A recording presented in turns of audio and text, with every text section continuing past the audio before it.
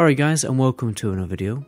Today we're going to be talking about how New World has totally exceeded expectations, how and why I am so ridiculously addicted to the game, and addressing some of the major criticisms for those people who are still kind of on the fence about giving the game a go. Again, I should clarify, this does not mean I'm quitting World of Warcraft in any shape or form, just talking about something different for a change. So let me give you some interesting stats for New World. So its peak concurrent players was 707,000. It's already currently the top game on Steam. In comparison, Dota and CSGO, their all-time peak was 1.3 million, but right now they're way down at like 200,000. The game got 981,000 viewers on Twitch, so we're definitely talking classic WoW launch numbers right there, and basically triple what Shadowlands got. So that's also quite interesting. In fact, so many people are playing this game, they've actually had to open over 100 new servers worldwide. Yes, 100 new servers. Okay, remember the classic WoW launch in comparison. And we're also looking at increasing server capacity. What's really nice is they're actually being very quick about fixing the overpopulation issue that they honestly did not expect. As much as it is irritating being sat in a queue, can't really be mad at them about it because, they're fixing it. Now, every time I stream this game, I get about 20 people an hour asking me, is the game any good? And mainly, is there any end game? So I'm going to answer both of those questions in the video as well. So, since the launch, me personally, I'm so addicted to this game that I've barely kind of maintained my, normal in real life stuff. Okay, I've lived on takeaways for about 2 days because I ran out of food and I couldn't even be bothered going shopping because I wanted to play the game so much. So yeah, New World was more important than giving myself healthy nutrition for the week. And I never order takeaway, so that's really rare for me. Not gonna lie, my flat also looks like a bomb has gone off inside it, so I'd better tidy up today, to be honest, since my girlfriend is coming around tomorrow. I've also ghosted several people. I've bailed on a hiking day trip. I didn't even bother to charge my phone. It was actually dead for 2 days. And it's simply because I just cannot stop playing this game. It is so ridiculously addictive, so you can definitely say that it's a pretty good game.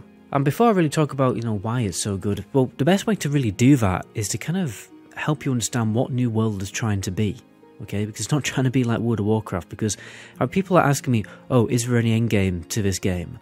And I'm like, who cares? Why does an MMO have to have endgame?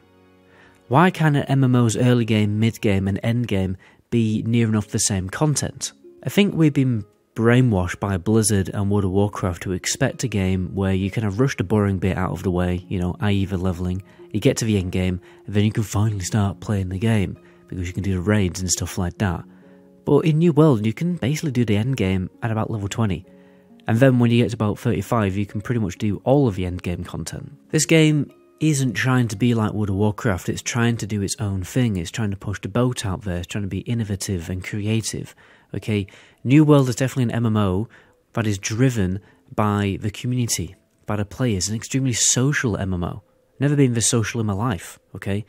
The players make the story in an ever-changing world. You have to group up with people, you have to make friends, you have to join guilds in order to really fully experience everything that this game has to offer.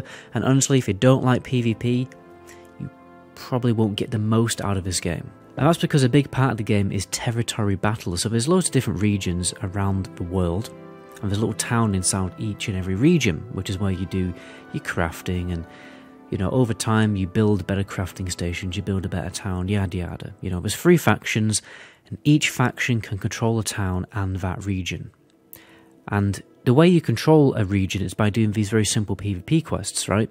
But they can only be done with PvP turned on, which means when you're in the open world, you can get killed by other players, much like War Mode in World of Warcraft. And obviously the more quests that your faction does in that area, the more they gain influence over an area, and therefore can control it. Then if another faction wants to take over control, they'll have to do the PvP quests continuously until they gain enough influence to initiate a battle. And if you want to stop the enemy faction from gaining influence in your territory, then you have to do the same. You have to counter them by doing PvP quests to reduce their influence. What inevitably happens is huge, big PvP battles. And this will eventually conclude in an instance battle, where the entire region actually gets like shut off. So it isn't actually instance, it does happen in the real world. And then other people can't go to that location because there's a battle happening in that location. And then obviously whichever faction wins that battle gets to take control of that territory.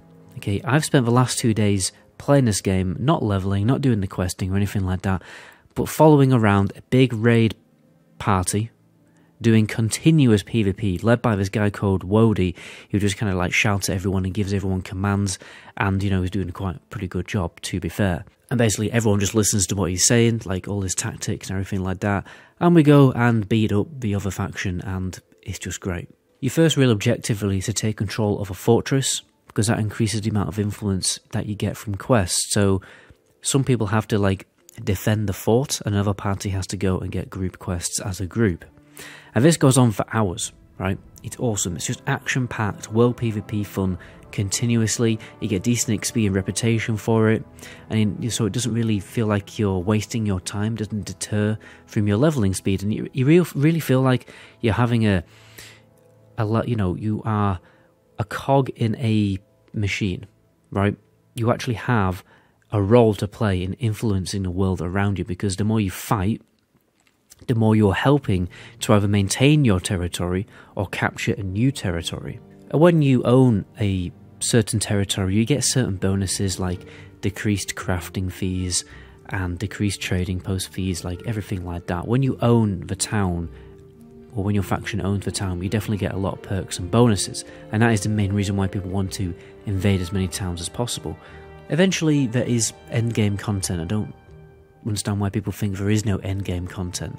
It's just, it doesn't probably feel like endgame content, because you know, you don't get to level 60 and then do a raid, right, or do dungeons and get geared for a raid. It's just not like a typical MMO.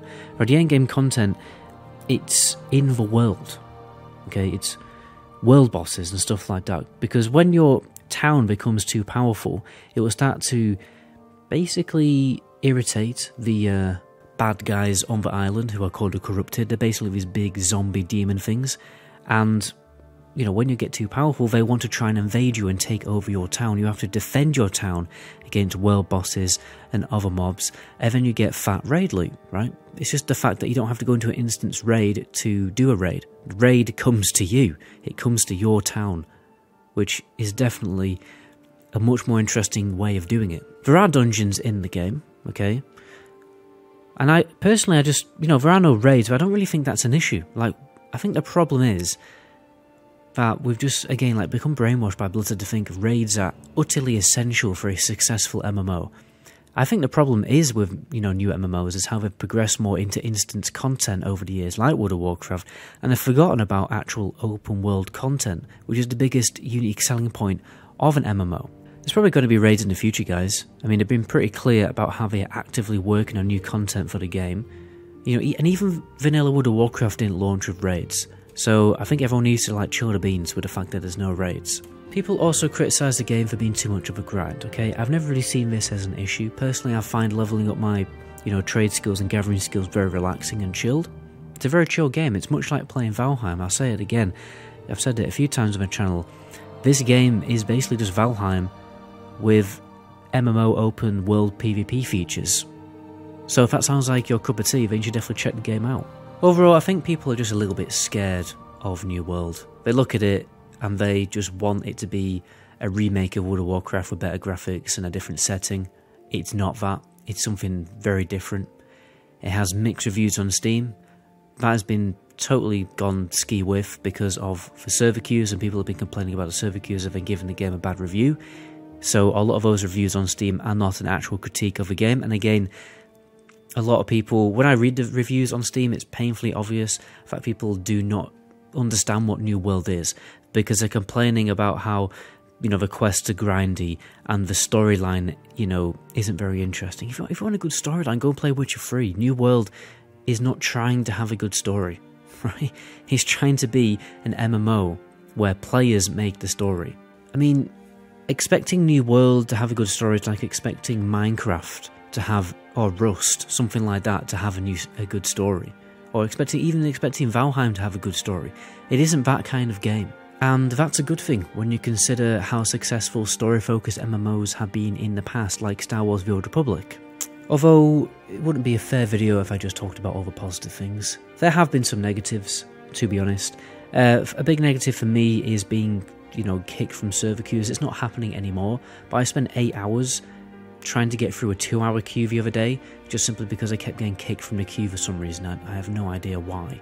So I think they've sorted it out by now.